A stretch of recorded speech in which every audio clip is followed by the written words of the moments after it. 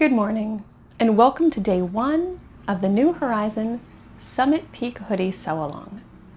Today, we will be printing and downloading our pattern, choosing our version, and cutting into our fabric.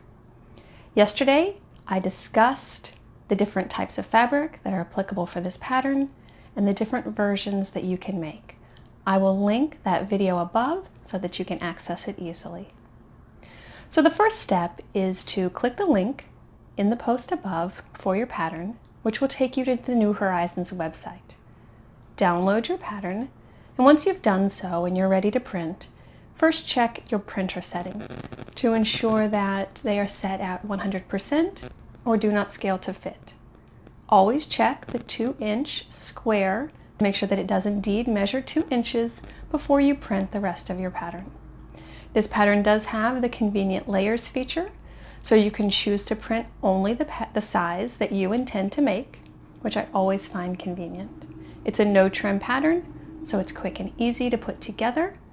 So once you've done that, choose your size, choose your version. We'll meet me at the cutting table. We'll take a closer look at the pattern pieces, and we'll discuss layout. I did want to mention that the cuffs on my zip-up hoodie, for the adult version, I extend the cuffs. And so if you saw that mod and it is one that you wish to make, hold off on cutting your cuff pattern piece. Cut all the rest of the pattern pieces. Just save that one to last. Keep a little bit of fabric so that you can determine the length of the cuff that will be comfortable for you once your garment is constructed. We're going to begin today by taking a closer look at our pattern pieces. Now, the way that you cut out your pieces will differ based on the version that you plan to make, either the sweatshirt or the zip-up. So first we'll look at the pieces that will be the same regardless of the version that you choose. The sleeve, you will cut 2 mirror-imaged pieces of the sleeve.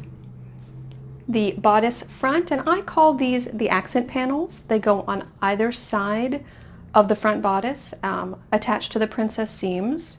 These will be 2 mirror-imaged pieces. This is the back of your shirt. It will be placed on the fold, and you will cut 1 piece. And the sleeve cuffs. You will cut 2 pieces of the sleeve cuffs. So all of these 4 pattern pieces will be the same regardless of the version that you plan to make.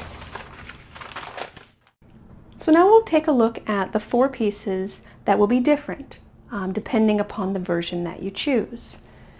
If you are attaching a zipper and making the zip-up hoodie, then you will need an additional amount of width along the center for attaching the zipper. So for the zip-up hoodie, the bodice front, you will leave the additional width marked here, folded out, and cut 2 mirror-imaged pieces. If you are making the sweatshirt with no zipper, you will fold along the dotted line, folding the additional width behind, and this center front will be placed on the fold. So you will cut 1 bodice front piece. The same is true of the hood. If you are making the zipper version, you will leave the additional width folded out and cut 2 mirror-imaged pieces. If you're making the sweatshirt, fold the additional width behind and place this front piece along the fold. The pocket has the additional width as well. If you are making the zipper version, cut 4 of this pattern piece with the additional width folded out. If you are making the sweatshirt version, take your pocket pattern piece, fold the additional width behind, and this center line will now be placed on the fold. So you will be cutting out 2 pieces of this pattern piece with this line placed on the fold. And the waistband is very similar. You will cut, for the zipper version, leave the additional width folded out.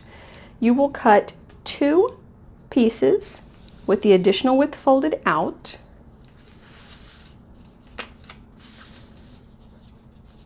and 1 piece with the additional width folded behind on the fold. The reason for this is that this will be the back of the waistband. It does not need the zipper attached.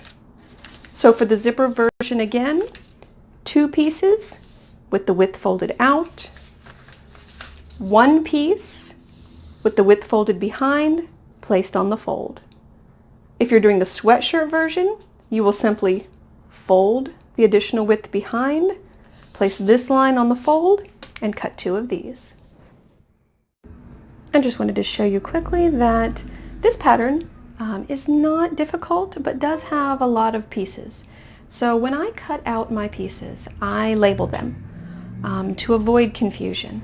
So I put a little clip with a label. It just takes a second. I often cut out my pattern pieces ahead of time, and so later when I have time, and so this helps to streamline the process and avoid confusion.